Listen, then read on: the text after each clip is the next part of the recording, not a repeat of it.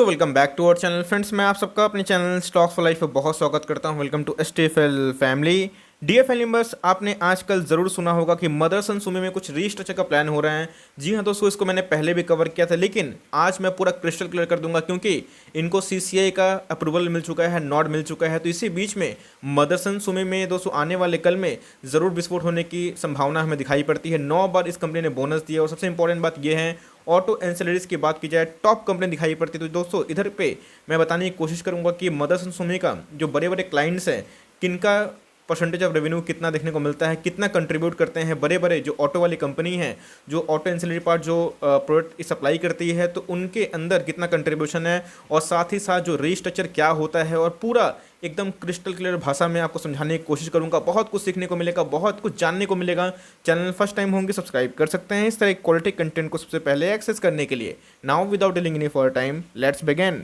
इस मदरसन सुमी की बात की जाए तो कोई छोटी मोटी कंपनी नहीं है। जैसे मैं बताया कि 9 बार बोनस देने का मतलब ये होता है कि कंपनी का जो शेयर प्राइस आप जो देख रहे हैं वो दोस्तों बहुत ज़्यादा महंगा होता है। अगर आप देखें तो इसका बहुत बड़ा मैं बोलूँगा कि इम्पैक्ट देखने को मिलता है। 74,000 करोड़ की मार्केट कैप है, तो समझ सकते हैं इतने बार स्प्लिट बोनस के बाद इसमें ज़रूर प्राइस एडजस्टमेंट देखने को मिला है। इस कंपनी ने 2017 तक बहुत ज़्यादा पैसे बनाए थे, आपके सामने है, प्रूफ देख सकते हैं। और दोस्तों इनके डिमांड में कोई कमी नहीं आ रही थी, पूरा ऑटो सेक्टर भाग रहा था। उसके बाद गिरावट हुई और गिरते गिरते गैस मुझे अच्छे से याद है कोविड क्रैश में 48 तक आ चुका था। उसके बाद दोस्तों ये जो रफ्तार पकड़ा है, इसमें जो रीस्ट्रक्चर प्लान है वो बहुत इंपॉर्टेंट रोल प्ले करता है। तो सबसे पहले मैं आपको समझाने की कोशिश करूंगा कि व्हाट इज़ रीस्ट्रक्चरिंग और उसका बेनिफिट मदरसन सुमी को कैसे मिल सकता है और आने वाले कल में क्या ये विस्फोट हो सकता है। क्योंकि अगर आप देखें तो कंपनी में नो डाउट बहुत ज़्यादा ग्रोथ देखने को मिलता है। ऑटो एंसिलरी की टॉप कंपनी देखने को मिलती है। प्राइस की बात की जाए 233 के आसपास है, मतलब बहुत ही अफोर्डेबल प्राइस में आपको मिल रही है। गाइस सबसे पहले ये समझाना इंपॉर्टेंट है आपको कि इनके क्लाइंट्स कौन कौन हमें देखने को मिलते हैं। आपको पता है गाइस, ऑटो एंसिलरी में बहुत सारे कंपनीज हमें देखने को मिलती है, मिंडा इंडस्ट्री भी उसमें से एक है। लेकिन मदरसन सुमी की बात ही कुछ और है। जैसे मैं बताया कि 74,000 करोड़ के आसपास की मार्केट कैप है और बहुत ही दिग्गज कंपनी है। आप देखिएगा, वॉल्क्सवैगन की बात की जाए, डेलमर की बात की जाए, फोर्ड मोटर की बात की जाए, मारुति की बात की जाए, बीएमआर की बात की जाए, सॉरी बीएमडब्ल्यू की बात की जाए, बीएमआर बोल रहा हूँ, माफ करिएगा। तो ये सब इनके टॉप क्लाइंट्स हमें देखने को मिलते हैं, जिनमें सब कंपनी जानी पहचानी है। और सबसे ज़्यादा कंट्रीब्यूशन इनको वॉल्क्सवैगन से मिलता है, 33% का रेवेन्यू है। उसके साथ छोटे मोटे कंपनी भी हैं जो इनको रेवेन्यू ऐड करते हैं। और ये आर्टिकल कहाँ का है, ब्लूमबर्ग क्विंट का हमें देखने को मिलता है। मतलब अगर आप देखें तो कंपनी के क्लाइंट बेस काफ़ी अच्छे देखने को मिलते हैं, और जितना रफ्तार से जितने भी लग्जरीज कार है वो बढ़ेंगे तो इनका भी डिमांड बढ़ेगा। तो मैंने आपको इनका बिजनेस मॉडल समझा दिया कि ऑटो एंसिलरी में टॉप वाली कंपनी मानी जाती है और ये बड़े बड़े क्लाइंट्स के साथ काम करते हुए देखने को मिलती है। गाइस सबसे पहले समझना है कि जो वर्ड है रीस्ट्रक्चरिंग, जैसे मैंने बताया कि क्रिस्टल क्लियर कर दूंगा, तो पहले समझिए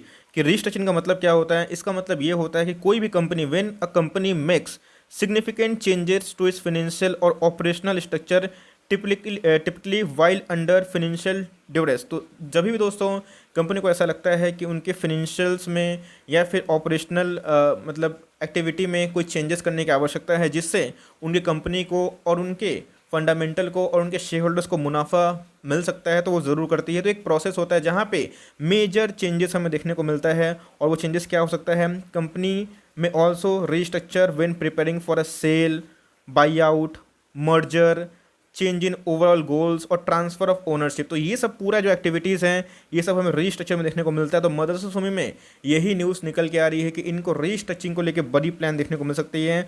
और क्या होता है रीस्ट्रक्चर करने के बाद फ़ायदा क्या होता है वो आप देख लीजिए कि following restructuring the company should be left with smoother, more economical, sound business operations. तो आप देख सकते हैं कि रीस्ट्रक्चर के बाद कंपनी को अपने बिजनेस चलाने में बहुत ज़्यादा फायदा होता है। इस डीमर्जर को लेके बहुत बड़ी न्यूज़ हमें देखने को मिलेगी।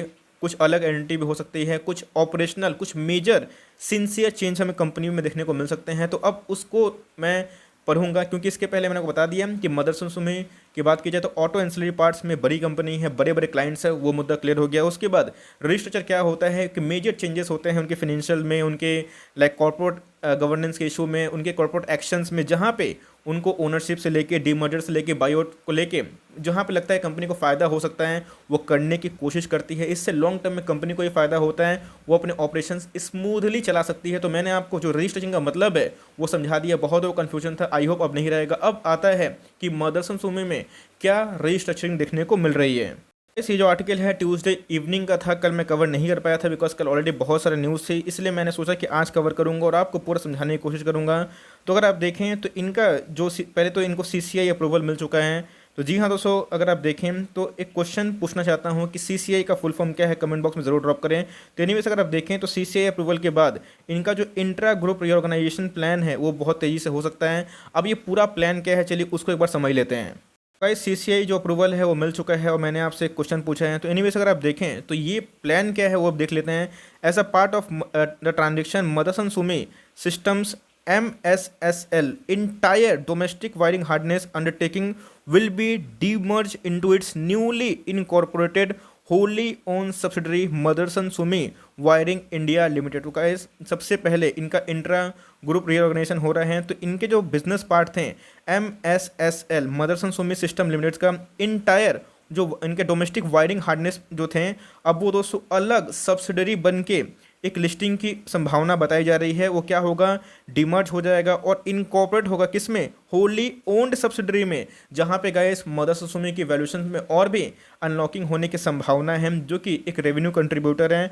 और आप देख सकते हैं कि after the propose demerger MSSL Motherson Sumi system limited will be left with the remaining business. जो MSSL है वो दूसरे बिजनेस में रहेगा और its entire equity share holding in MSWIL will stand cancelled and MSWIL's equity share will be listed on the stock exchange according to a combination notice file with the regulator. इनके जो जैसे बताया कि इधर पे लिखा हुआ है कि इनके जो हार्नेस बिजनेस हैं, डोमेस्टिक वायरिंग हार्नेस बिजनेस, ये क्या हो जाएंगे, किसके अंतर्गत देखने को मिलेंगे, MSWIL, और इनकी लिस्टिंग करवाई जाएगी। आप देख सकते हैं कि इनके जो इक्विटी है इनको क्या करवाया जाएगा, लिस्ट करवाया जाएगा और इससे जैसे बताया कि वैल्यू अनलॉकिंग की संभावना होती है। और इस डीमर्जर के बाद आप देख सकते हैं कि संवर्धना मदरसन सुमी इंटरनेशनल शामिल will be amalgamated by absorption into MSSL being the resident company. तो जी हाँ दोस्तों, ये पूरा डीमर्जर के बाद संवर्धना मदरसन सुमी, ये एक एमलगेशन का मतलब क्या होता है, जुड़ना है ना, वो जुड़ जाएगा और इनको एब्जॉर्ब कर लिया जाएगा MSSL ग्रुप से। तो यही पेरेंट कंपनी बन जाएगी संवर्धना मदरसन सुमी, जो अपने आप में मैं बोलूँगा कि नई कंपनी SAMIL के नाम से जानी जाएगी। तो मतलब अगर आप देखें तो मदरसन सुमी में जो हार्नेस वाले बिजनेस है उसको अलग एंटिटी बना के लिस्ट करने की प्लानिंग की जा रही है। सेम आपने मेग मनी में देखा था। इससे क्या होता है कि कंपनी में जब रीस्ट्रक्चर का प्लान होता है तो कंपनी अपनी तेज़ी से एक्सपेंशन कर सकती है। उनको लगता है कि इस मूवमेंट से उनके बिजनेस को फ़ायदा होगा, उनको जो बैलेंस शीट है वो शो करने में फ़ायदा होगा। और बहुत बार ऐसा होता है, अगर मान के चलिए रिलायंस में कभी जियो अलग होता है तो हम समझ चलिए कि जियो की जो वैल्यू है वो और भी अनलॉकिंग होगी और वो पेरेंट कंपनी रिलायंस ही रहेगी, लेकिन रिलायंस के वैल्यूएशंस में और भी अनलॉकिंग होगी अगर वो सेपरेट एंटिटी लिस्टिंग होती है। सेम उनके जो रिटेल बिजनेस है उसमें भी लागू होता है। तो इधर पे आप देखें तो बहुत बड़ी न्यूज़ देखने को मिलती हैं और लॉन्ग टर्म में गाइस मदरसन सुमी में बहुत ज़्यादा फायदा होने की उम्मीद भी है। आई होप गाइस मैंने आपको बहुत ही सरल शब्दों में क्रिस्टल क्लियर कर दिया। तो अगर आप देखें तो 79 के आसपास इनके एक साल लो देखने को मिलते थे और देखें तो स्टॉक काफ़ी भाग चुका है। 74,000 करोड़ के आसपास की मार्केट कैप है। इंडस्ट्री भी इससे महंगी है क्योंकि माल खरा सोना है भैया, क्योंकि मैं बताया कि बहुत सारे क्लाइंट्स हैं और कंपनी का जो गवर्नेंस इशू है काफ़ी अच्छा है। कंपनी बहुत ही मैं बोलूँगा रेप्यूटेड क्लब में देखने को मिल जाती है। कंपनी के अगर मार्केट कैप की बात की जाए तो मैंने बताया कि 74,000 करोड़ के आसपास है, लेकिन उसके अकॉर्डिंग कंपनी के पास 10,945 का रिजर्व और सरप्लस है, जो मैं बोलूँगा कि शानदार देखने को मिलते हैं। वैसे आप खुद ही देख लीजिएगा 18 में 17 में कितने बार बोनस, हर 2 के बदले 1 शेयर बोनस, 2 के बदले 1 शेयर बोनस। जो बोलते हैं कि बोनस का फ़ायदा नहीं मिलता है, आप देख लीजिए लॉन्ग टाइम बोनस का फ़ायदा कैसे मिलता है। और जब नंबर्स मल्टीप्लाई होते हैं तो सब में बेनिफिट होता है, सब में आपको डिविडेंड मिलता है। तो जिन्होंने 12 से भी लिया उनको 5 बार बोनस मिले। आप देख सकते हैं कि 1 2 3 4 5 मतलब उनके शेयर्स कितने मल्टीप्लाई हो गए हैं। तो ये समझिएगा, इसलिए बोनस में जिनको होल्ड करने की कैपेसिटी होती है, स्टॉक मार्केट रिवॉर्ड जो ज़्यादा रिवॉर्ड होता है वो उन्हीं को मिलता है। उसके पहले गाइस 2002 में 2004 में कंपनी ने स्प्लिट भी दिया था। उसके बाद कंपनी का शेयर प्राइस 243 के आसपास है। तो समझ सकते हैं, वरना ये आपको MRF से बड़ी कंपनी शायद देखने को मिल जाती।